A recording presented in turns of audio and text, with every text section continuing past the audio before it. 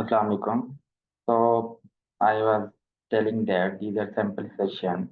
That's why I am discussing one topic from each SLO, and that's how different topics I am.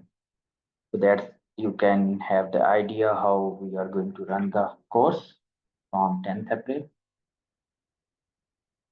and in course we will approximate to 2 or 3 revisions. First revision we will go slow and steady. I will teach 1 or 2 sessions in a week, little bit course, then we will in between 2 or 3 days we will discuss the MCQs, and in the group I will kept on sending the different scenarios, MCQs, like if I get taught the upper limb injuries of how much I have taught, then I will send the X-ray management plan and different scenarios. So that's how you can have the taste of it. Then we will go for next. So that's how we will complete our first revision, slow and steady, and on. Like if we are starting on 10 April, May, June, July, we will complete it till July, 10th July, and either before 10th July. And then we will start uh, other revision in which we will discuss the high yield topics, and we will have the overview of everything, and we will complete it in 1 month, and then in the last month we will only discuss the MCQs. That's how we are going to run the course, a long course.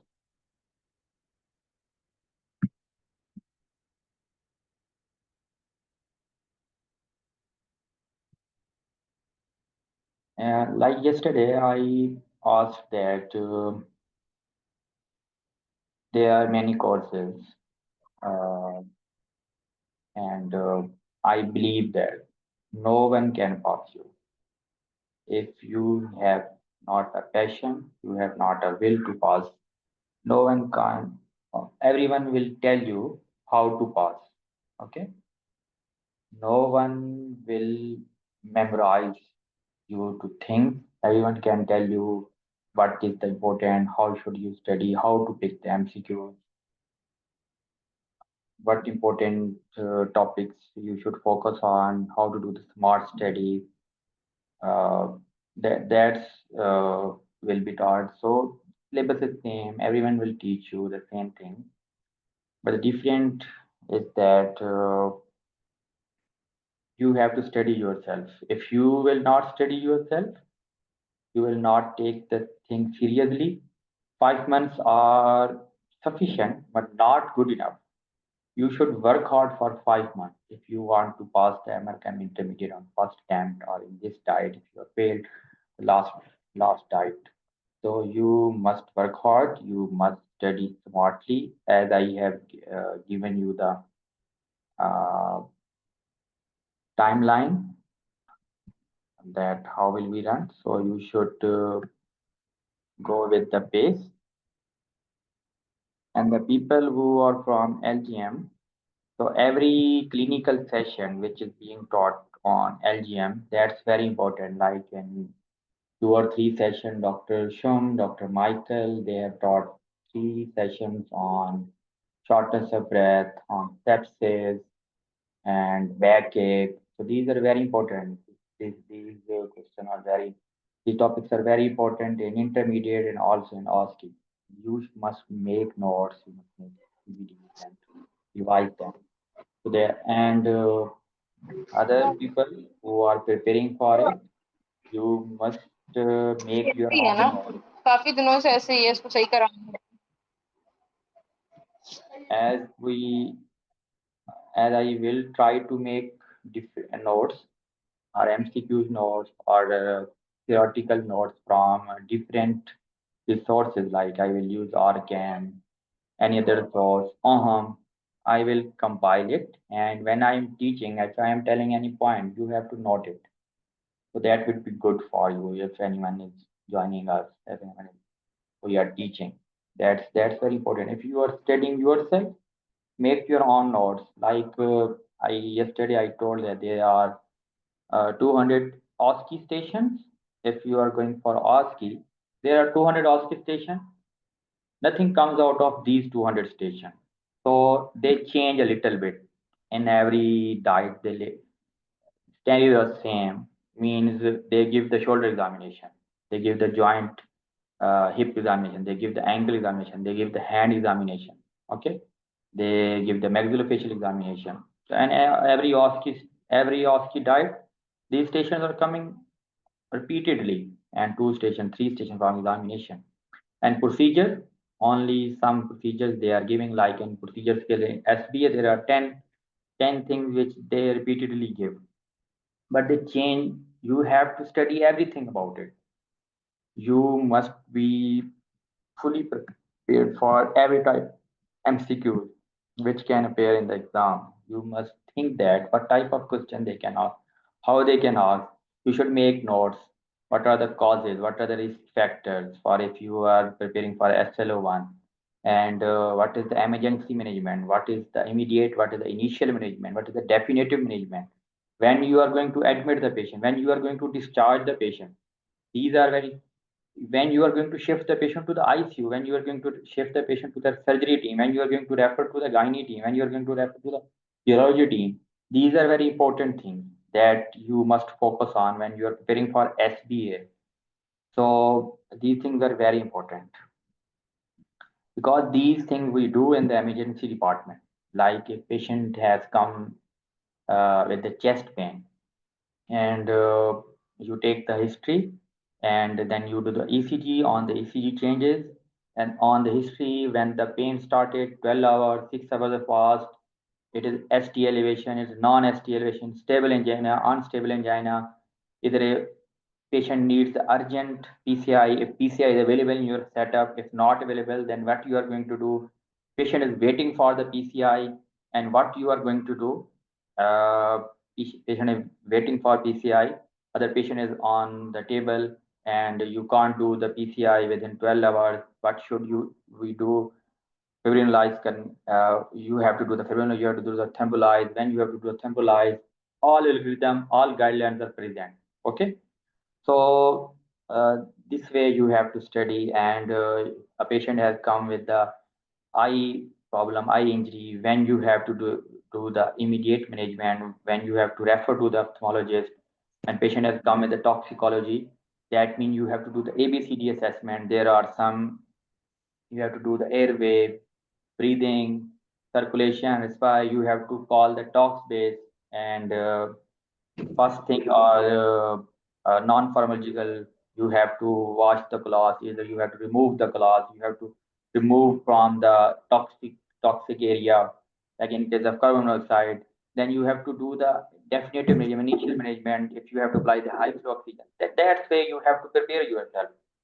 Then you will be well prepared for it. Okay, and I will suggest to everyone, like 2023, when I was going for exam, we were 5 friends. Okay, we used to study together, and if anyone know, there was a group of LGM for 10 to 15 people was there, and everyone passed it. We used to discuss the thing. Okay, I am running the primary course. There are about 15 people, and no one share a single point. I started sharing some points about anatomy physiology, but they did not bother to answer it here. So that's why if you are studying, group study is very important. That means if you are attending any course, you can make your short group, like 2 to 3 people, you can study together. Okay, and don't wait for the other. You should study. You should do self study. You should do group study. If you are making a group, you are in a group, you should share some points, like you can say that if I share this X-ray and I explain this is a bulb sign, and we will this is a posterior. If you have not studied this, you will get it, and it will be back of your mind. When you will study it, you will memorize it. It will not forget you. And if any, you may know it, the diagnosis, but you may not know about the anterior shoulders when other person will send it, and he or she will explain it. So you will get the knowledge of, you will take the knowledge, you will give the knowledge. That will make you a complete person. That will be a perfect preparation. That's how नहीं you अभी must उधर ही रहूंगा वो उधर ही lock कर दो mute. I can't see who. Okay. Okay, who? Dr. Ali Hussain, are you? Please, we should introduce ourselves. I know Dr. Tanveer Mo, Dr. Tariq, I don't know, VK, I know Dr. Samrana, I know Ibrahim, I know. Mozzam, Dr. Mozzam, are you from LGM? Dr. Yes, Isra. sir, I am from Belgium batch 3. Okay, good. Yes, I know. Isra, Dr. Isra, I don't know. Dr. Fazan, Dr. Tuba, I know. Dr. Sadaf, I know. Fatma, this is Fatma Zain, Dr. Fatma.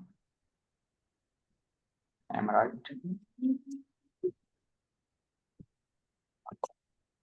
Dr. Amal, I know. And Dr. Babar Tunde Bedmos. Doctor, are you from Bangladesh? And A. Hussain, Ali Hussain, I don't know. Assalamu alaikum. Dr. Tariq, batch 5. Oh, yeah. Welcome, Dr. Tariq. Good. And that is from Bangladesh. Bedmos. Okay. Okay, so who have attended the yesterday session? Hello. I'm from Nigeria. I currently work in the UK. Oh, yeah. You are from Nigeria. Okay. Welcome, brother. Thank you. Yeah. Okay. So, when did you pass the American primary? Oh, that was 2 years ago. And how many attempts for American SPA? I've not made an attempt. I wanted to write it last year, September, but because of personal reasons, I had to cancel my exam booking, and I delayed it to this year, September. So I've not attempted at all. Okay, no problem. Okay, I am sending my contact number. You can contact me on WhatsApp. All right. Okay, thank you. If you have any difficulty, you need any guidance, you can contact me. Okay, no problem. All right, thank you. I practiced my OSCE with 2 Nigerian doctors. They are working in NHS as a registrar. So that's good to know. Yeah, both. We were staying together, and they were very good people. Thank you. Okay, so yesterday we just some topics of the presentation. Doctor, I will send you the yesterday session. Okay, if you will contact me on WhatsApp, I will send yesterday's session to you. You can listen it. So these sessions we are not discussing any topic. I am discussing different topics from different SLOs because these are sample sessions. Okay.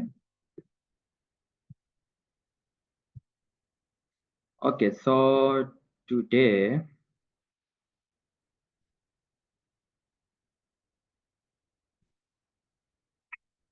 we have done the trauma.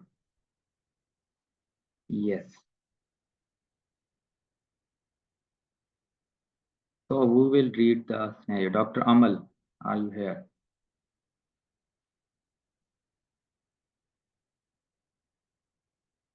Yes, Assalamu alaikum. Dr. 20 Amal, years. are you Ji, Assalamu alaikum. Hello. Islam? Yes, doctor. You can. A 20 years boy accidentally hit by his sister in his eye with some piece of iron, presented to the ED with a history of redness and foreign body sensation in the left eye. His eye image is given, diagnosis, and what would be the initial investigation?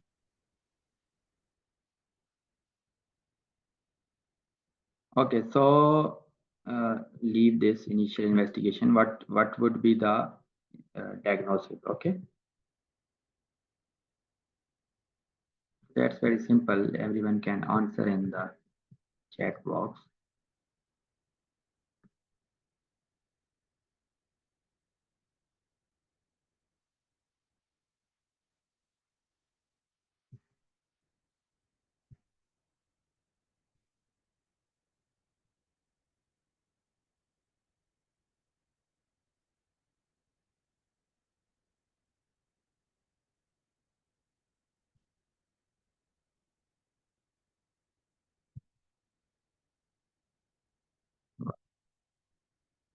Why everyone is saying corneal abrasion?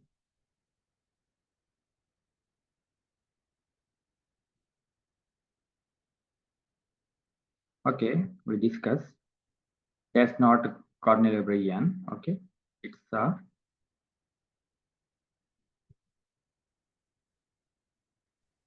globe rupture. Okay, so we discuss it. So next question, we discuss. Don't worry, we discuss. I will teach it. So you will know how you should study and what's the difference. Anyone, doctor? How should we pronounce your name, doctor? Where is Nigerian doctor? What's your name? I call it Sunday. Okay, that is second name is Badmos. That's it? Yeah, Badmos. Oh yeah, Badmos. Okay, can you read this question? Yeah, a 39-year-old male patient attends the emergency department with sudden onset pain and redness of his left eye. On examination, he is photophobic. His left pupil appears irregular in size. He is known to have a condition characterized by back pain and stiffness. What is the most likely diagnosis of his eye condition? So first look at the scenario. What are the diagnostic features and what are the clue in this scenario? Okay, that is sudden onset. Okay, sudden onset pain and redness. Other thing is that what is the other thing? Left pupil appears irregular in size. Okay. Irregular in size. Then what is there? Other thing is chronic condition. He is suffering from back pain and stiffness. So he has something predisposing factors, which are back pain and stiffness. So you have to think that what condition which is related to back pain and eye, these are related conditions. So that's how you should pick the MP.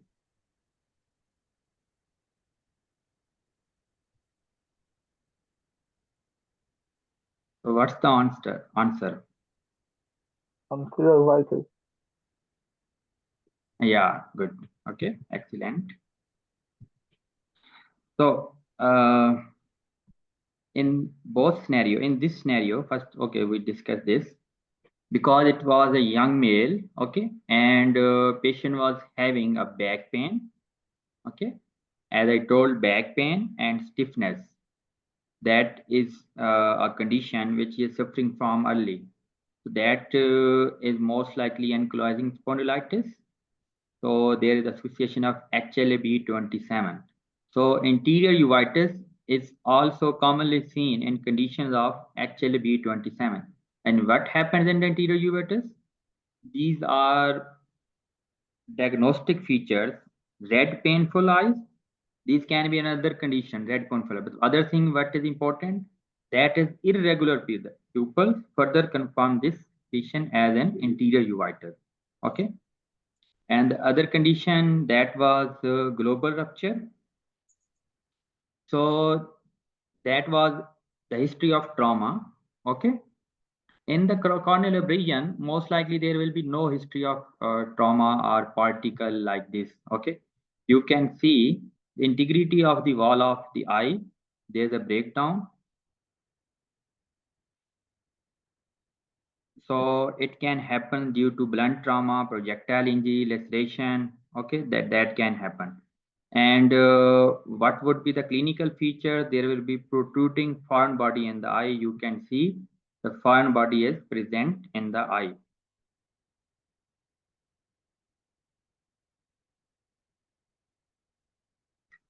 So other thing that would be important, there will be tear drop pupil, decreased visual acuity. These are clinical on examination. You can find the absent pupillary defect, extrusion of the vitreous, external collapse of the iris, axillary body, tenting of the sclera. So these findings will be present. What will be investigation? CDL test. Okay. So CDL test, you will apply fluorescent dye to the eye. So when you will apply this fluorescent dye, this will bind to the damaged corneal epithelium and turns the green under light. So there will be another MCQ that can come. They will show you only the CDL test, and that will be green under the light. So you have to pick the globe rupture on CDL test. So you can see, you can Google it. So that's how when you are studying, and this is only written in whatever the source you are using. This is written that CDL test you will apply, and there will be dye to the eye which will bind to the corneal epithelium, but you don't know how will it look. You will go to the Google and you will Google it, and you will memorize it. So that's how you have to prepare. Either you will save it. If you are doing anything and you don't know the question, you would save it in other, make a folder. The topics you are attempting the MCQs, you don't know, you are unable to solve it, you should focus on those topics. Okay, that's very important. So now I will teach you the eye topic from my notes.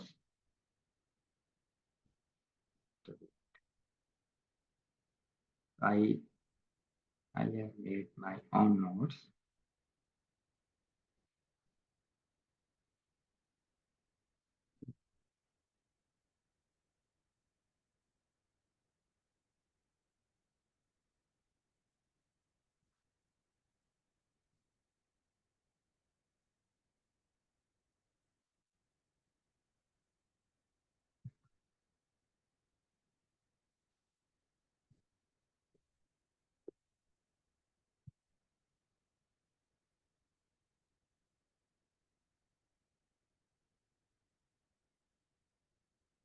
Can you see the notes? Ophthalmology by Dr. Kizer? Either not, you can't see. Either you are only seeing the folder. Yes, it's visible ophthalmology. It's a folder. It's a folder. Folder. Okay. Just wait.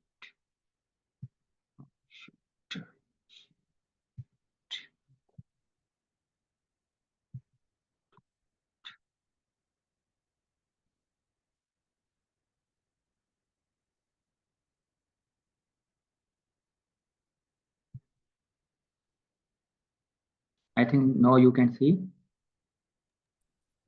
Just now it's visible. Now you can see.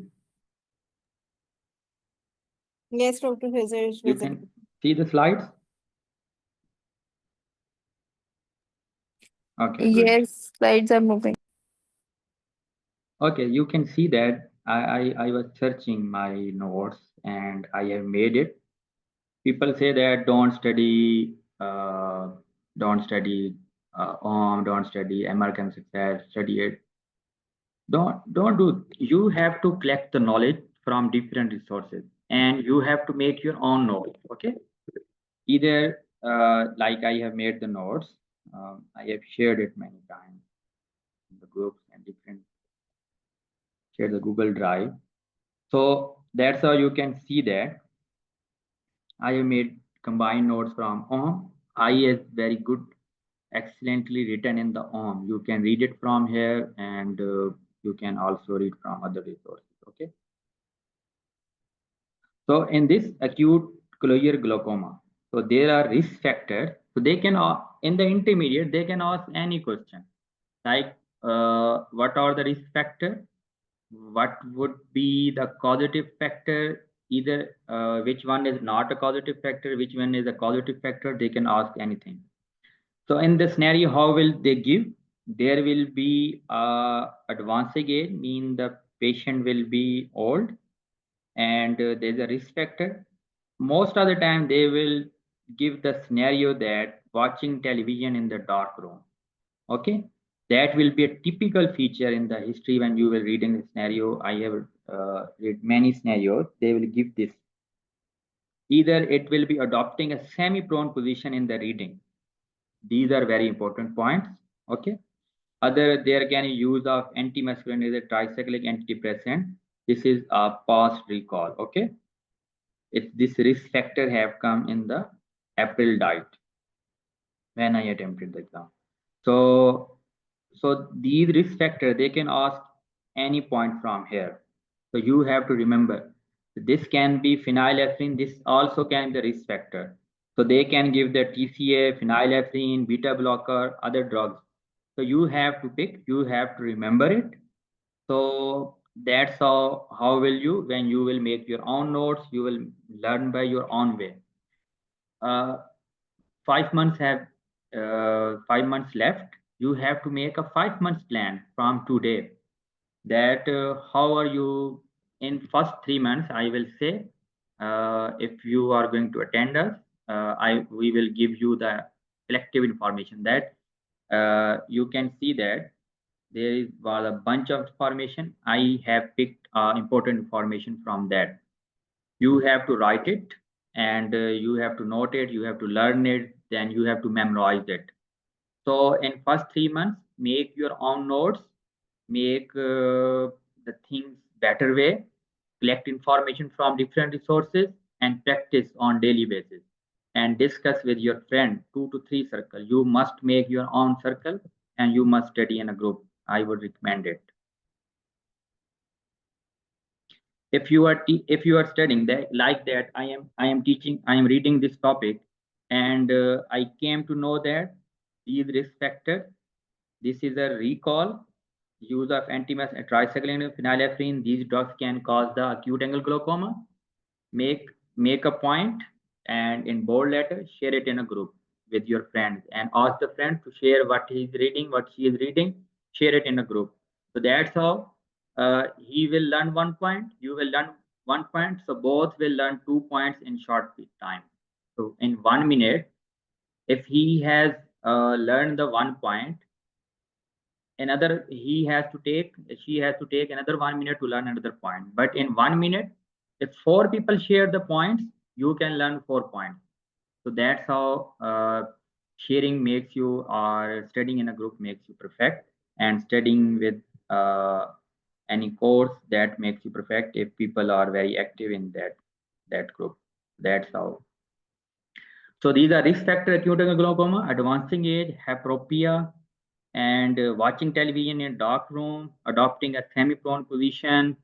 Okay, like it's our habit that we study in a semi-prone position.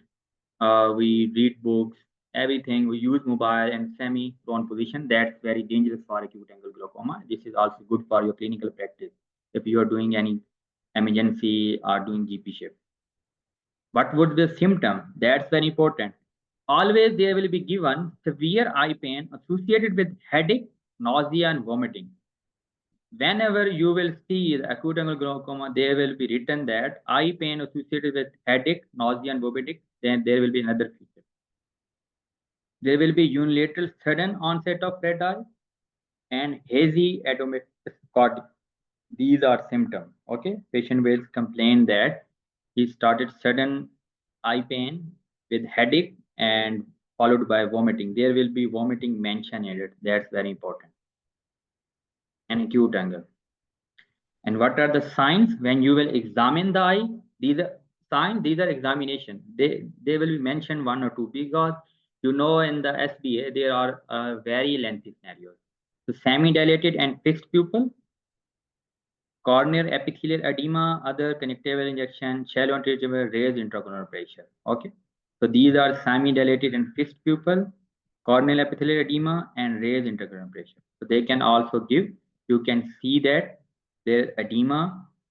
If you will measure raised intracorneal pressure, conjunctiva, you can see there are conjunctival injection. So how will you treat? First line. So you have to suppress the aqueous humor production, systemic carbonic anhydrase inhibitor, topical beta blocker, topical alpha agonist.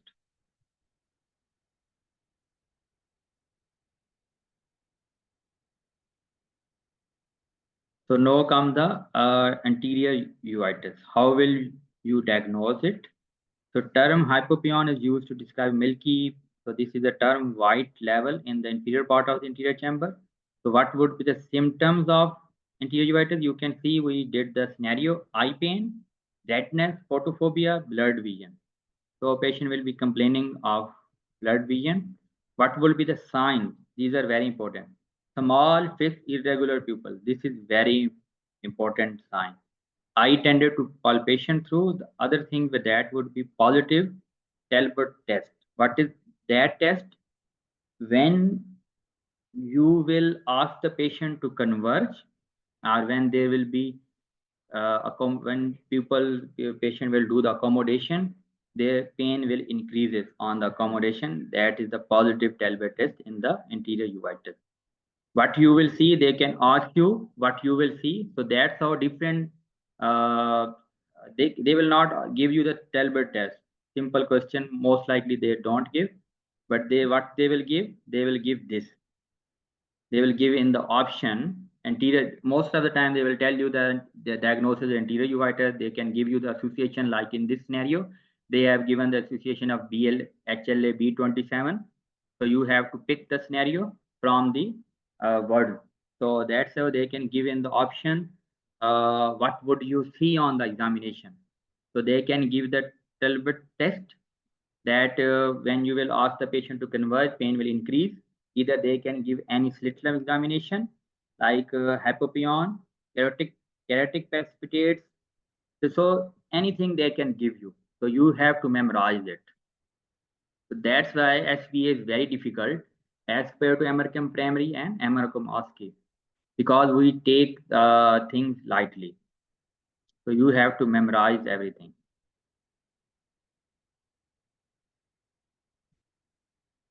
Okay, so we will discuss. These are the notes I have made.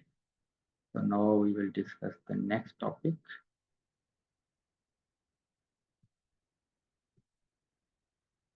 Are you getting anything? Are you getting bored? Okay, please. Muhammad Ibrahim is attending our session. He has, I think, already passed the MRCEM. Who is UAKey 114 and Xiaomi 23053?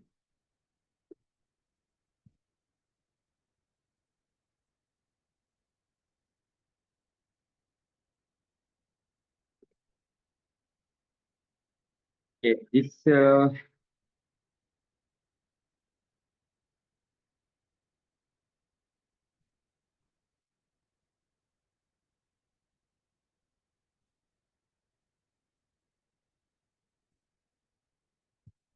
okay, we will read this question next.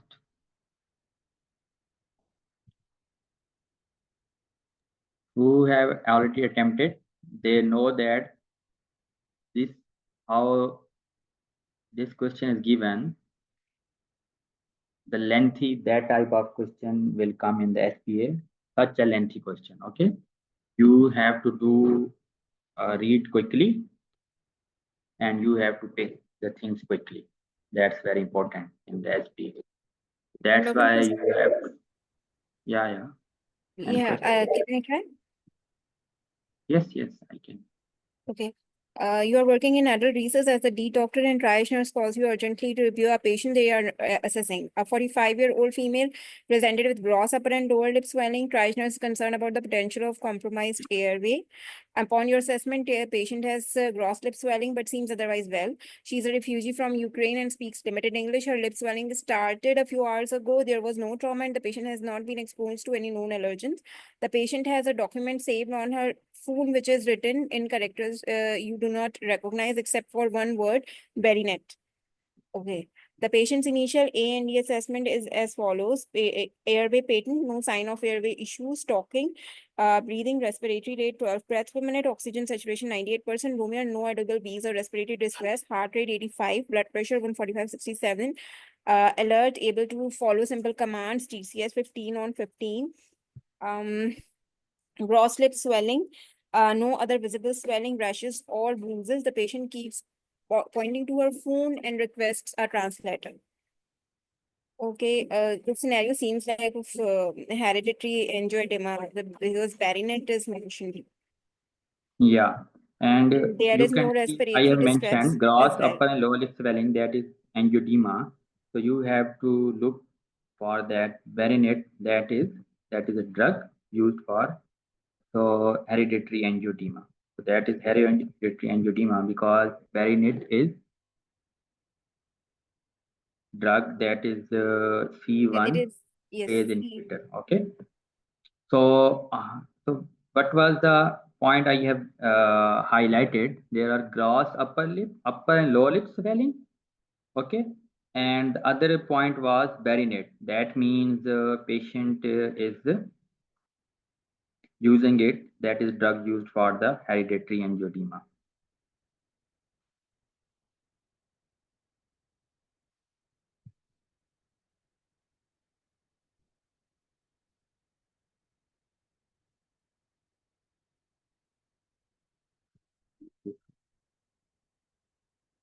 Okay, we will read it.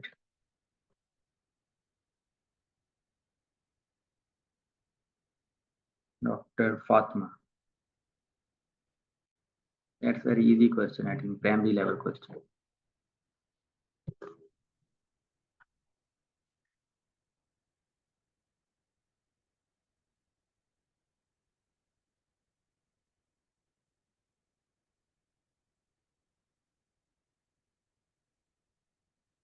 Fatma, are you here?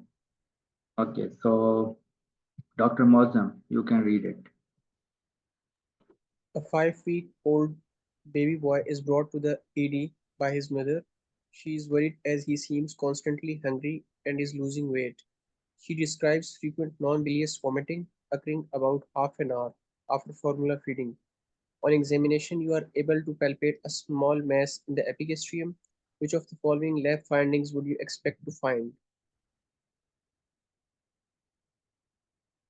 You are mute.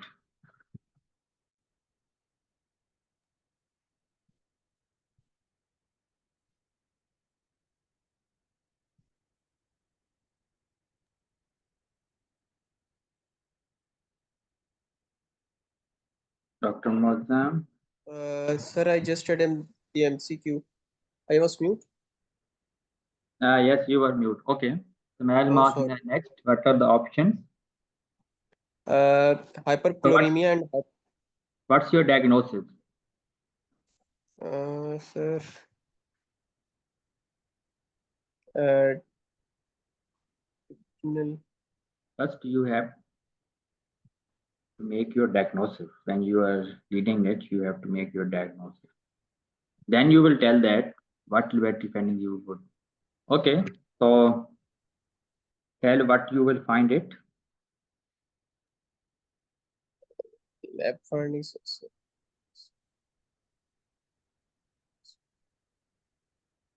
So in vomiting, okay, vomiting, the diagnosis is okay, but if you don't know the diagnosis in the vomiting, what would happen?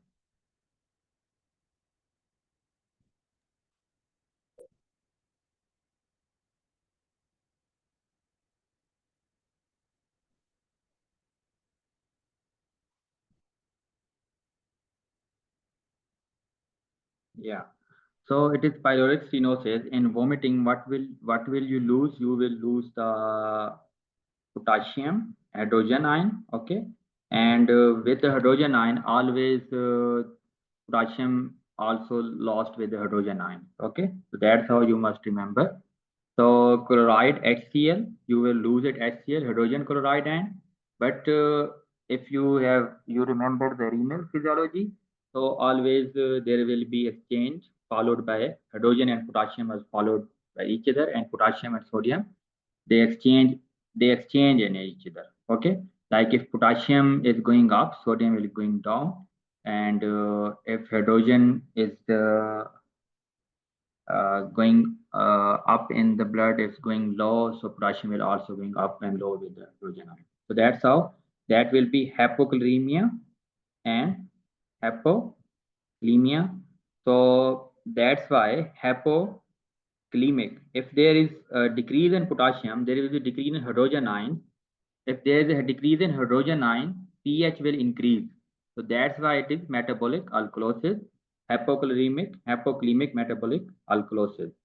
So that was projectile non-bolus vomiting. So age, they have given one scenario, the age factor. What was the age? They were different confusing age, and there were different scenarios. So they can ask what age, 3 to 6 weeks. You must remember. What would be your first investigation? They can ask, what would you do next?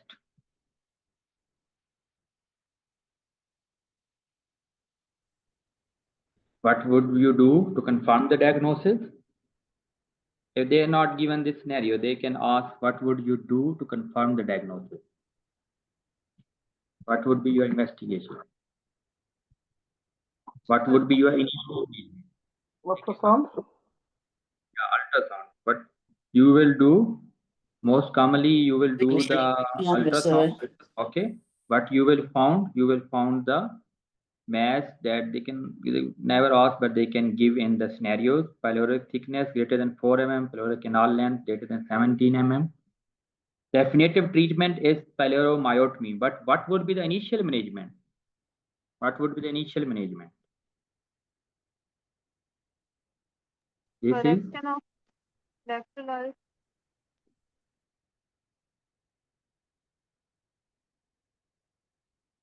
no initial. What if a child has presented to the emergency department, you are an emergency doctor, and you receive it, and child is having vomiting, severe vomiting, child is dehydrated. Correction What of you will do? dehydration and Yeah, you will acidity. do Correct. hydration. You will do initial management will be And sportive so, new treatment. Okay. parallel rehydration.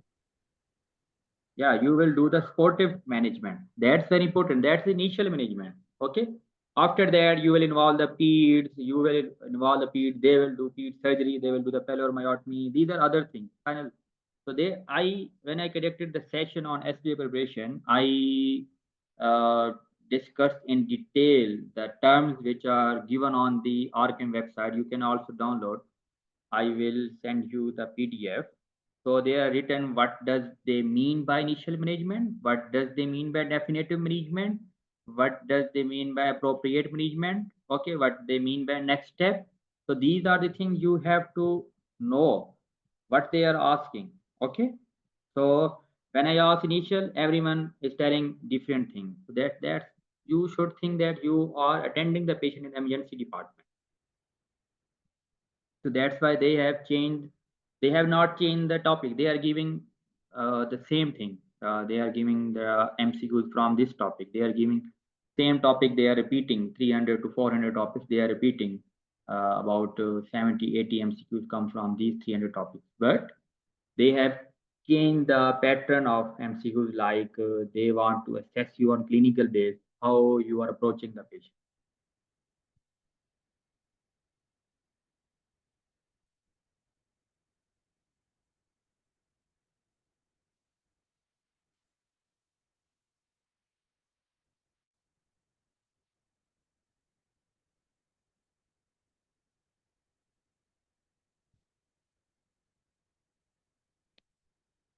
Okay, we will read it.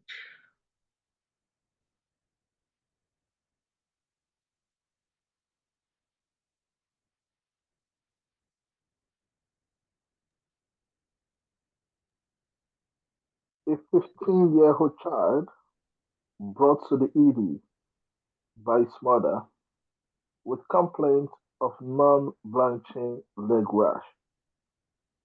His mother reports that he has sore throat 2 weeks ago. What investigations should be done to support your diagnosis? A. Urinalysis. B. LP.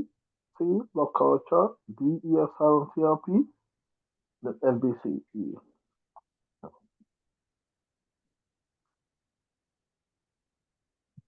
So what's your diagnosis?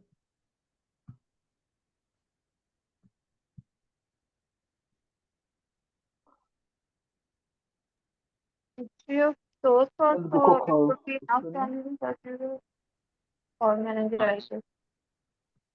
What's your diagnosis? When I will tell you the diagnosis, all will Google it, okay? And you will see this tag. They, because examiners have no time, they when they are going to give any photo, any diagram, they will Google it. So when you are doing the trauma scenarios, when you are doing anything derma related, anything that they can give the image, so you should Google it. And whatever comes in front of you, you should memorize these images, okay?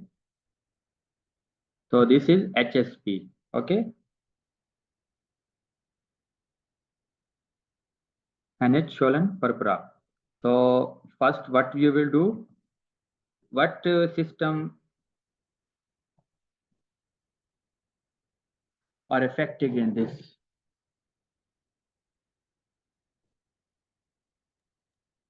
So first Full you blood will do count. because kidney involvement, muscular system. so that's urine analysis. Okay. In this, the typical scenario will be patient will be having abdominal pain, non-blanching rash. These two are very typical symptoms they will give in the RCM examination. Non-blanching, and they will give this image. Most likely, there will be child of ages 15 years. Always they give the 15, 14 years. Okay, and they will give this and other thing. They can ask about the urine analysis. They can ask about diagnosis. So that's how they can ask. Okay, rash, abdominal pain, arthritis, glomerulonephritis. Okay, so age 3 to 15 years followed by upper respiratory tract, non-blanching. These are the diagnostic features you must remember. If anything is given, about 2 or 3 things are given, then go blindly for HSP.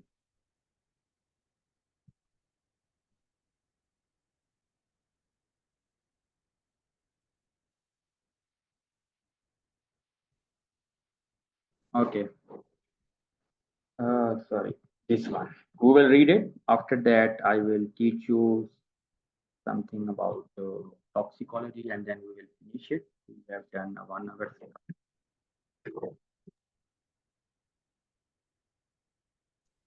A 26-year-old female with history of asthma present to the ED with increasing shortness of breath and wheeze.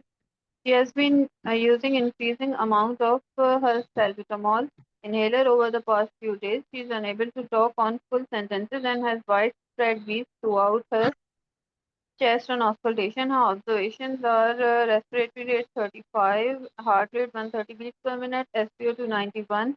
Her ABG is given pH 7.3, PCO2 4.8, bicarb 32. Condition of the patient moderate or acute severe asthma or life-threatening asthma or near fatal or none of above. I think it is 91 and 35,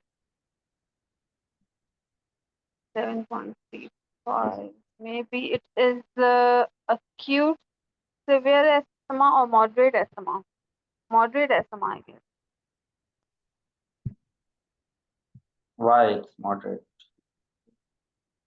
I want to see my pain. It's not life threatening because there are no life threatening like it's not life threatening asthma, but I'm confused between moderate or acute severe asthma. So maybe the one of these two options, but I think it's moderate because if or I'm not sure. Okay, now you can see my thing. Okay, so anyone other than Ibrahim, Dr. Bedmas C. Okay, yes. You're right. It's life threatening. Because the Can you explain, PCO2 doctor? is normal. Yeah, It you're should be right. low.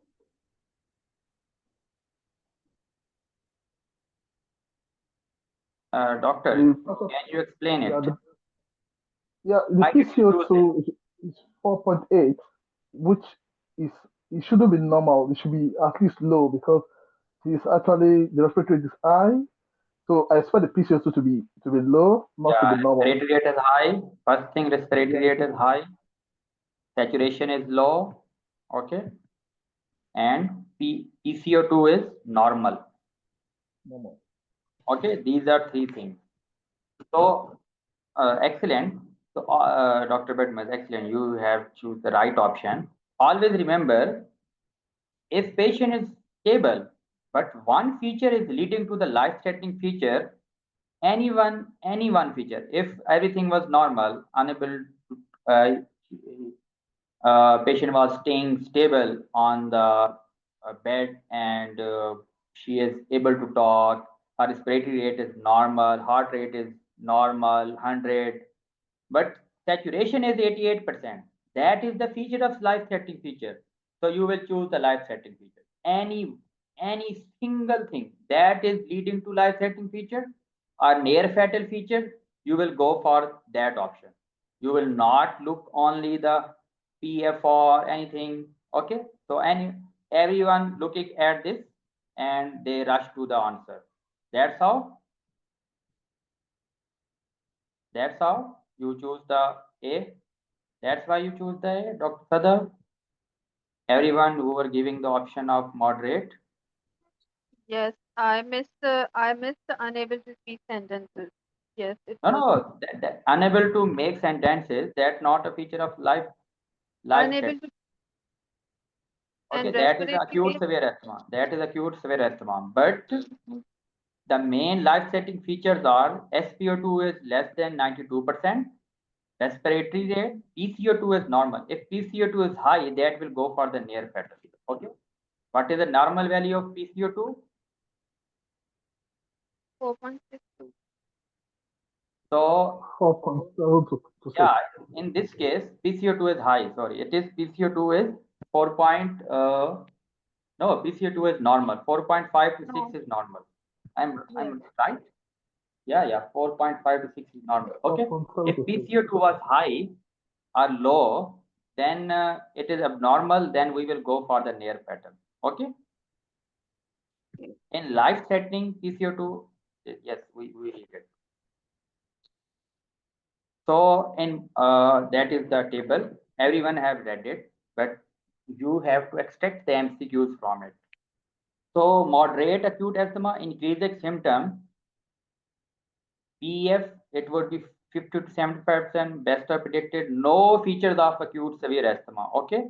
No feature of acute severe asthma. If any feature of acute severe asthma, like PF is written 80%. PF is 80%, but there is written that inability to complete sentence, then you will go for acute severe asthma. If their heart respiratory rate is 25 or above, then you will go for it. If heart rate is 110, you will go for it. Any feature. If it is respiratory rate is 12, normal, 16, normal, but heart rate is 115, go for acute severe asthma. Whatever the PEF, don't look only the PEF, okay? But in this scenario, you are seeing that patient respiratory rate was high, heart rate was high, inability to complete sentence in one breath. Everything was leading to acute severe asthma. But any one of the following in a patient, any one of the following, okay? So if any following one feature is present from the life-threatening acute severe, then you will go for other. So in this scenario, there was saturation less than 92%. Okay. PCO2 was normal. So that's why it was life-threatening feature. The clinical sign, everything is normal, but on clinical sign, they will mostly mention silent chest. Go for life-threatening asthma. In MCQs, most of the time they have given the SQ2, but I have given the scenario that is a past record. So they have mentioned the saturation. Everything was normal except the saturation. So that was the, so people rush to the option when they see the unavailability, either they see the PEF more than 80, so they don't see other thing. So you have to pick the MCQs, you have to work smartly, you have to be vigilant in choosing the option and choosing the answer. That's what you have to do in the SPF.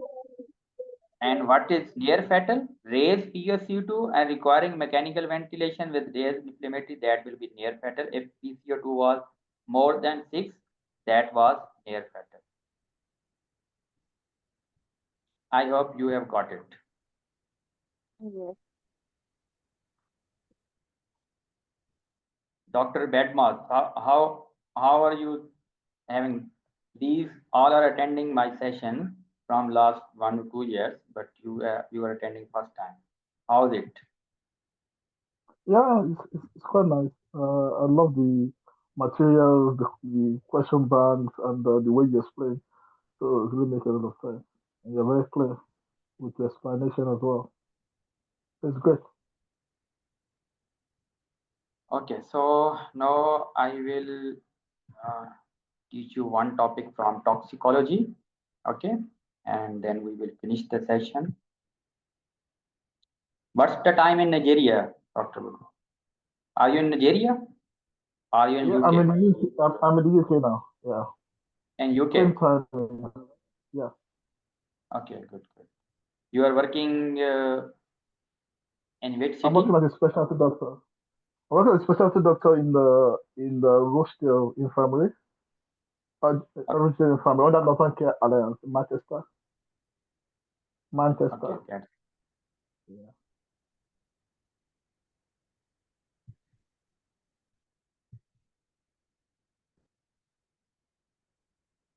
good.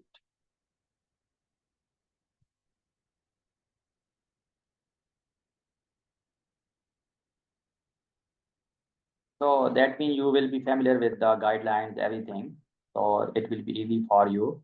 You have to only memorize and revise the thing. You will pass it. Yeah.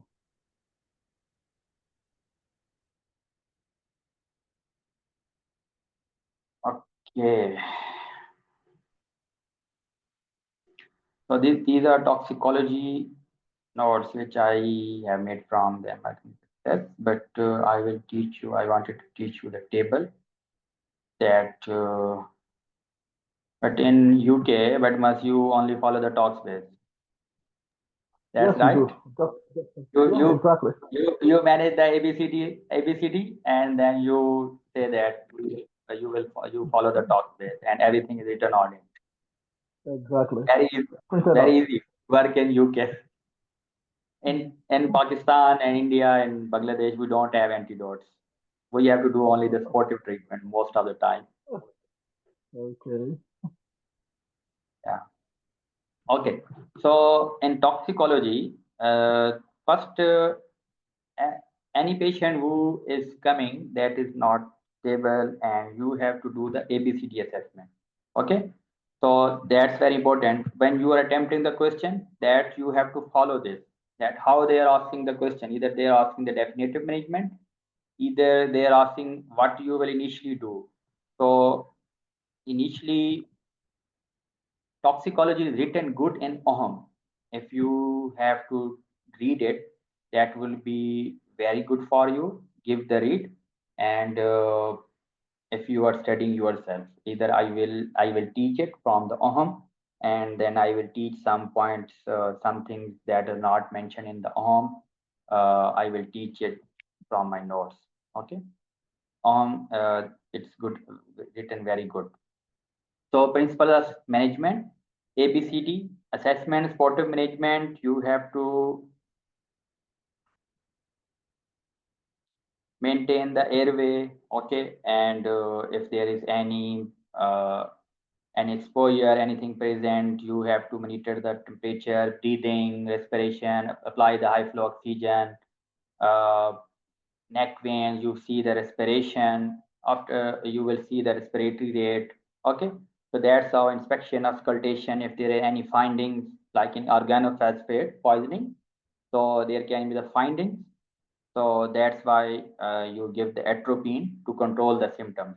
Okay, because organophosphate, they will increase the secretion. There can be the crackles, anything in organo. So any other toxidrome, there can be other findings. But you will go for the C, then you will check the heart rate, blood pressure, capillary fill time, and you will check the peripheral pulse. You will withdraw the blood. That's the ABCD assessment. You will go for the D, okay, checks the GCS, patient needs the intubation or not, patient needs ventilation, how's the pupil, people will tell you that opioid poisoning, tricyclic antidepressant point dilated, and required there will be pinpoint pupil, so that will give you many clues. You will check the sugar, if it is like alcohol, it can be hypoglycemia, and that can give you a clue. And you will go for the E, you will expose, you will decontaminate. That's how you will approach the patient. It depends how the question is being asked. It is about the initial management, it is about the ABCD management, it is about the definitive management, it is about the complications, it is about the symptoms, it is about the signs. So that's how you have to prepare yourself.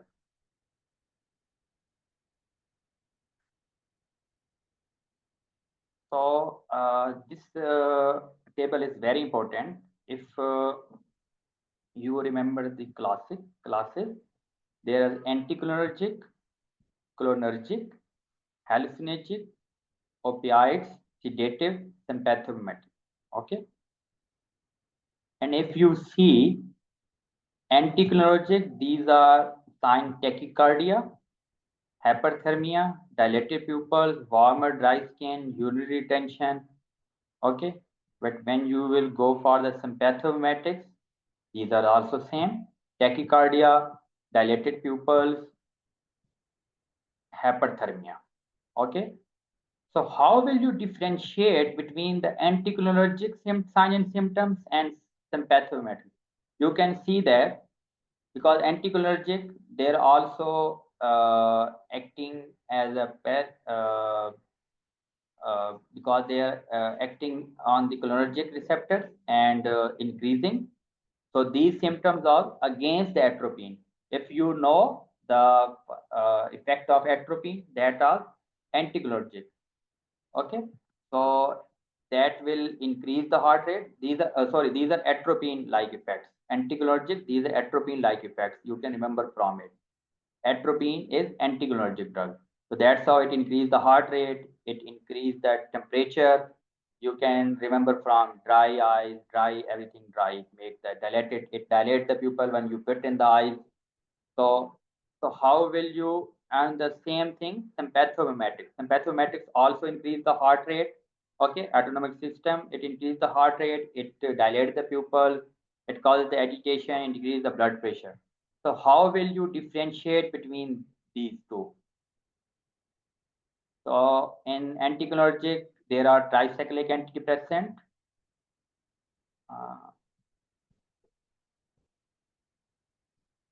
Carbamazepine, okay, antihistamine. And sympathomimetics,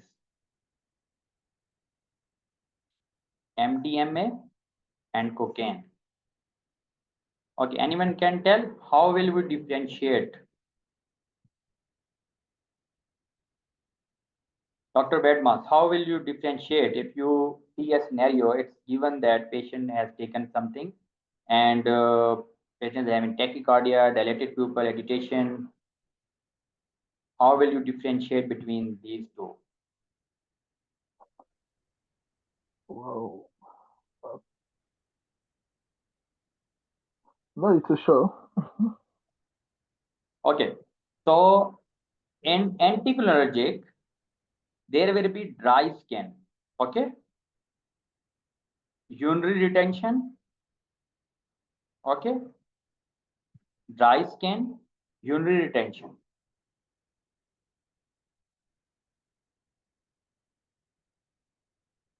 And sympathomimetics, skin will not be dry. There will be sweating. There will be no urinary retention. These things are very important. Okay. And in anticholinergic, there will be also absent bowel sound. Other things, that third thing you can remember. Okay. So these three features, they will tell you that it is anticholinergic. toxic. So you will think about tricycling and carbamazepine. So that will be other features we will study. So that's how you will, if you know these things, you can differentiate that it is from this class. It is some pathomatics, amphetamine, cocaine, MDMA. Then we will know about when we will study separately about the cocaine, MDMA. Then we will came to know that how will we differentiate between MDMA and cocaine. Okay. Other thing that is cholinergic. In cholinergic, the most important is organophosphate. Okay, insecticide. They will give the scenario that patient is found in the farm, found in the village, in the farm. Okay, so that will be organophosphate. What will be that will be patient will be having the salivation. Okay, everything will increase. That lacrimation, urination, diarrhea, bronchodiarrhea, bronchospasm, but it will cause the bronchospasm due to secretion. That's why I was telling bradycardia. So first you will give, if they ask that what would be your initial management, you will do the ABCD management. But how will you control this salivation, lacrimation? You will give the anticholinergic drugs that will decrease the salivation, that will decrease the. In cholinergic, there will also be a pinpoint pupil. Always remember, okay? There will be a pinpoint pupil. But the other thing that in opioid, you can see hypoventilation, tension, sedation. There will be pinpoint pupil, bradycardia, and opioid poisoning too.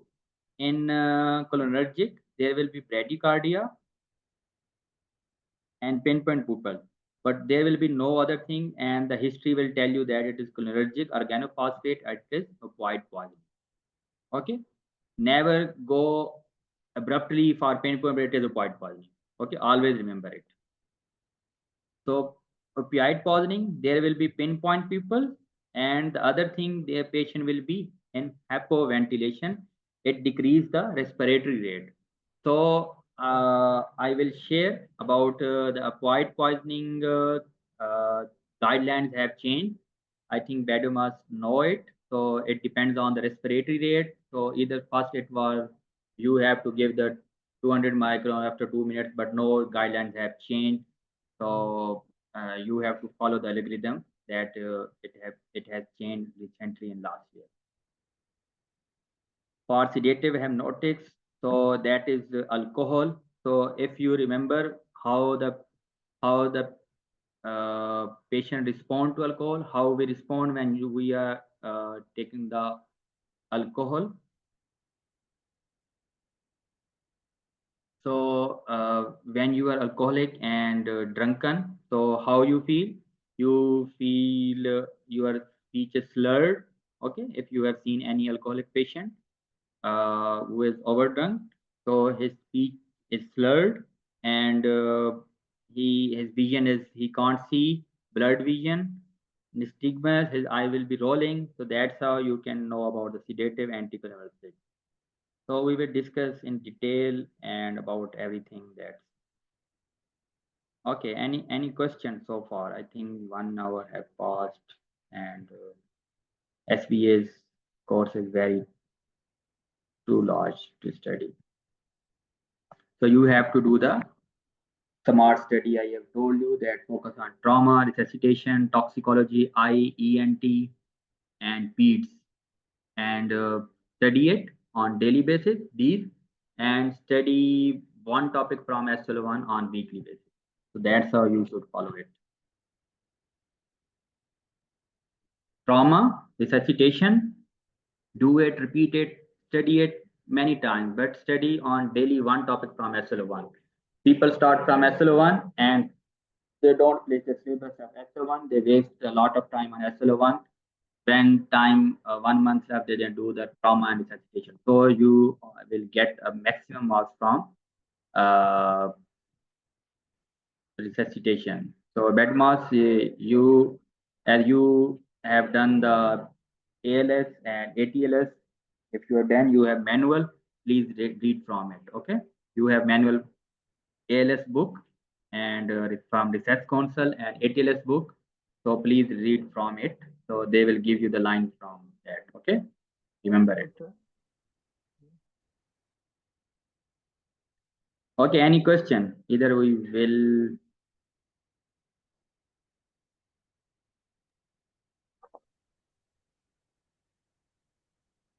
I Can will I ask LGM candidates.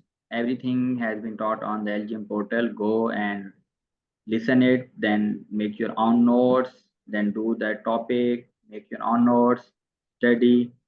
That will help you.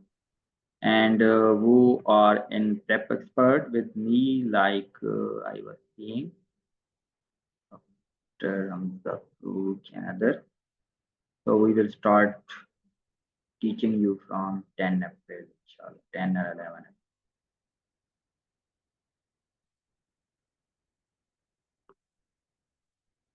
Okay, any question?